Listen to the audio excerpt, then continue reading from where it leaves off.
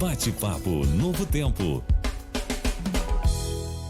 Mais uma vez, meus amigos, muito bom dia para vocês todos. Estamos aqui para mais um bate-papo. Você sabe que nós estamos aí há praticamente 2 semanas, né? Falando sobre os problemas que os nossos universitários apresentam. Nós estamos aí no início de 2020, muita gente está ingressando numa universidade e já começou a sofrer aí as pressões e tal. A gente falou na semana passada sobre os hábitos de saúde, o estilo de vida, como eles interferem na qualidade acadêmica e na formação também profissional. E hoje a gente vai estar falando sobre talvez um problema que muita gente deixa passar de lado, que são as doenças crônicas não transmissíveis, né? E hoje, novamente, ela está aqui com a gente, a professora Lisiane Gantz, educadora, e está dando uma aula pra gente aqui toda semana. Bem-vinda, é um prazer novamente tê-la aqui com a gente.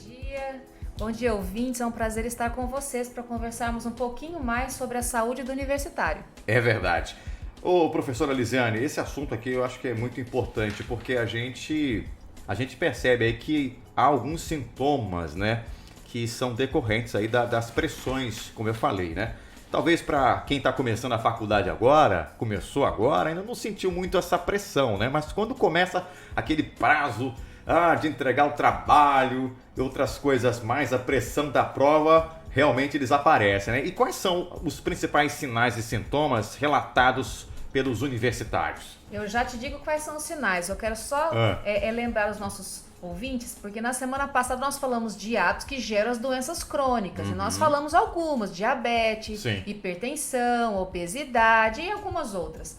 E aí algum universitário pode falar assim: mas eu sou muito jovem, eu tenho 21 anos, 22 anos, eu não tenho diabetes, eu não tenho hipertensão, olha, eu como de tudo, eu estou bem. É verdade, você está bem hoje, mas a longo prazo poderá desenvolver e adquirir.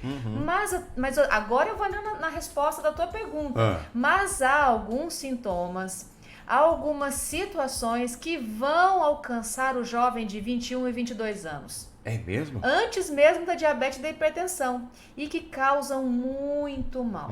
E tem um desses sintomas que pode levar a uma doença crônica não transmissível bem rápida, hein?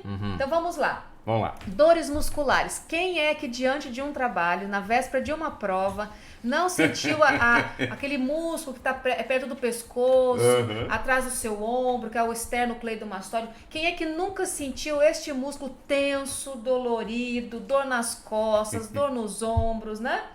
Quem é que nunca sentiu, eu já ouvi a expressão assim, é como se tivesse uma bola na boca do estômago. Isso é como se for, é um sintoma gastrointestinal, né? Tudo pela ansiedade. Azia, dor no estômago, depressão, distúrbio de atenção, dificuldade para dormir, taquicardia, tonturas, enxaquecas. Quem nunca sentiu isso na véspera de alguma prova, ou de um seminário, de uma apresentação, de uma aula prática, né?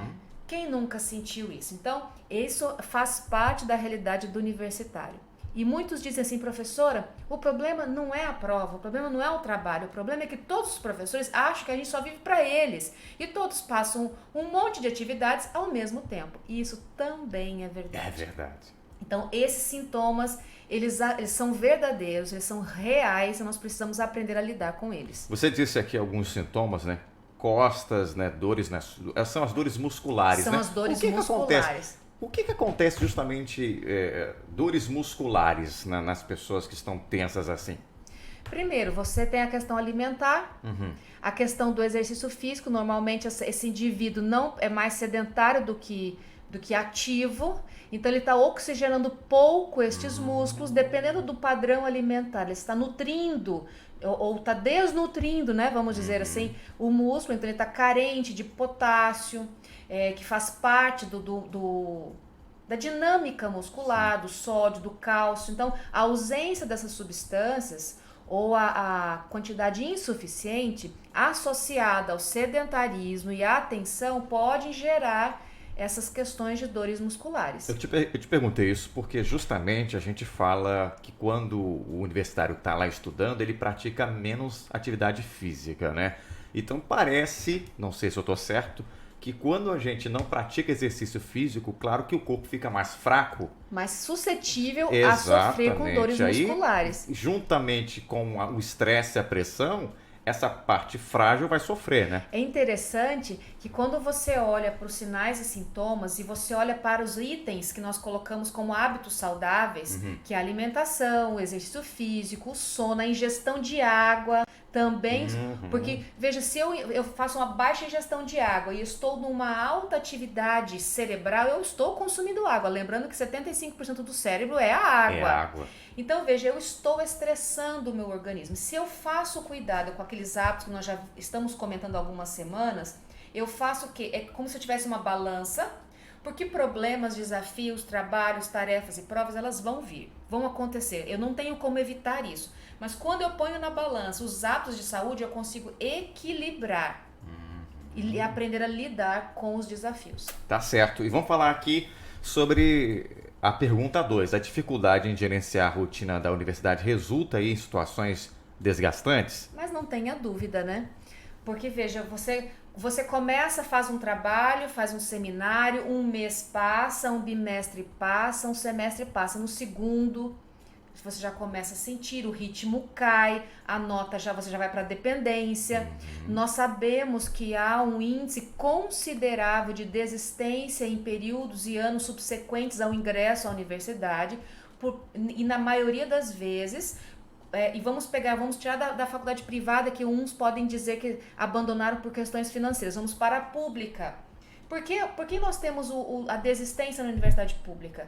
Porque esse aluno, por várias razões, e uma delas é a dificuldade de lidar com a rotina e com o estresse universitário, abandona. Não consegue lidar com isso, não consegue concluir um trabalho de conclusão de curso. A pressão é bem maior, né? Exatamente. Então, ao longo do tempo, você tem, então, um desgaste, porque se você não... Lembra que nós comentamos semana passada a questão de você planificar as atividades, né? Planificar para dizer, este momento é o momento do meu relacionamento, de reflexão espiritual, para orar a Deus, para fazer a minha autoavaliação, para organizar a minha mente, higienizar a minha mente. Eu tenho que ter um momento para a prática de exercício, eu tenho que respeitar os horários de alimentação, respeitar as exigências fisiológicas do meu corpo, e também tenho que ter tempo para organizar. E uma dica que eu dou: atividade dada, por mais que o professor fale, você tem 30 dias, não deixe para os últimos 15, nem para a última semana, muito menos para a véspera. O professor deu atividade hoje, olhe no seu plano, já posso encaixar hoje? Comece a executar a atividade hoje, antecipe toda atividade que você puder, de forma inteligente, não é para sobrecarregar também. Há espaço? Coloque, antecipe, porque você consegue minimizar as variáveis que você não tem controle. Até porque a gente não sabe, a nossa rotina pode mudar de uma hora para outra, né? Pode mudar, pode acontecer N situações que você não tem controle, e se você se precaveu antecipando, se organizando, você já sabe lidar melhor com a situação. É como se você prevenisse o estresse. Bom, a gente sabe que o brasileiro, a grande maioria, deixa tudo para a última hora, né? Isso é um péssimo hábito, né? Graças a Deus não é de 100% da população, o que quer dizer que quem quiser migrar para os planejados é possível. É por isso que a gente está te dando essas dicas aqui para você resolver logo de cara, né? Não deixa para a última hora não, porque aí você evita o estresse. Agora, vamos colocar na prática, porque a gente sabe que tem também, professor, aqueles professores que não dão 30 dias, não. Eles dão 2 dias. Tem né? essas figurinhas. E muitas vezes acontece porque 1 ou 3 ali da turma encrencaram com o professor, não sei o que, ele agora vai descontar na turma toda, né? É muito raro, mas pode ser que esteja acontecendo com alguém, não sei.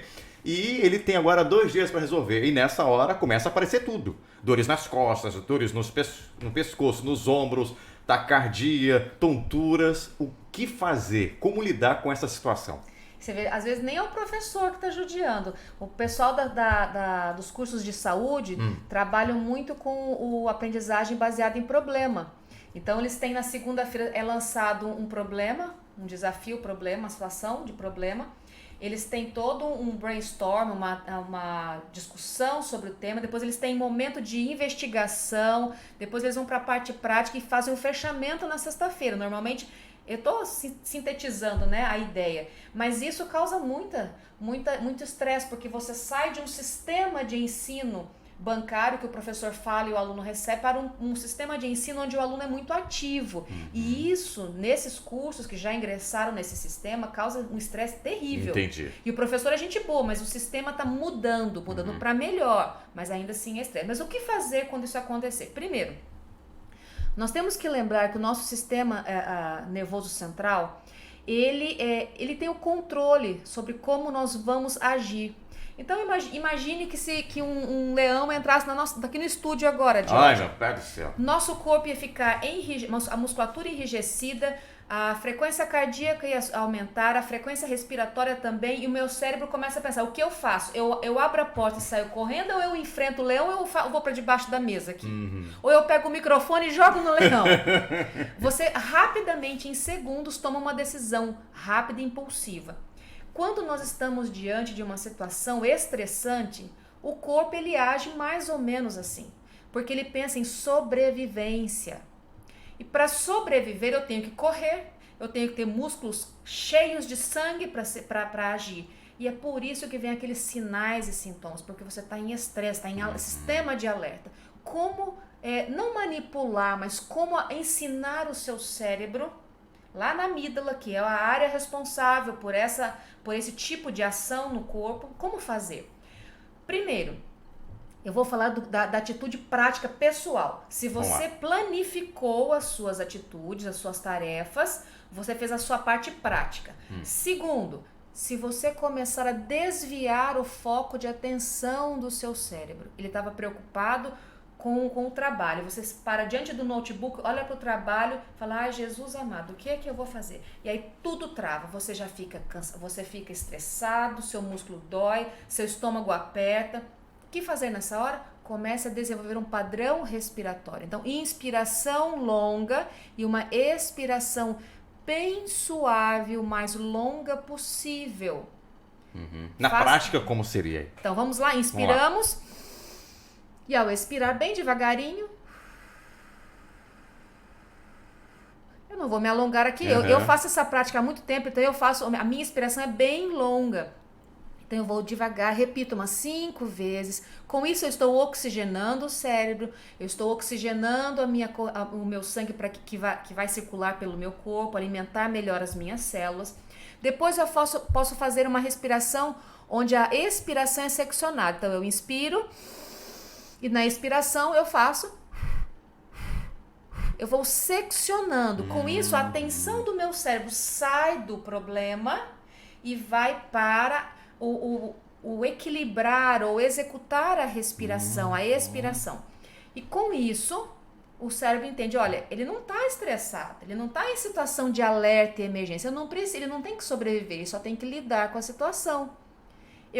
O meu batimento cardíaco diminui, a minha frequência respiratória diminui e eu começo a pensar de forma racional e não impulsiva, né? Racional não, porque tudo mexe com a razão, mas eu penso com calma ou eu penso de forma impulsiva. Então eu começo a adestrar a forma do meu cérebro lidar com a situação.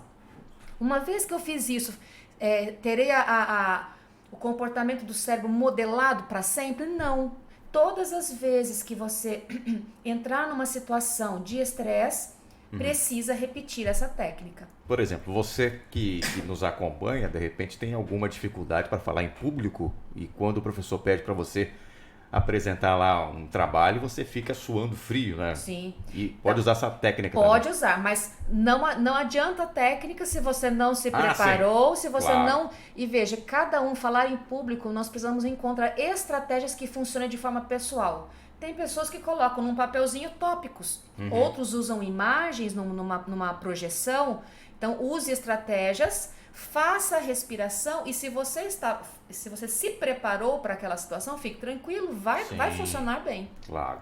Muito legal.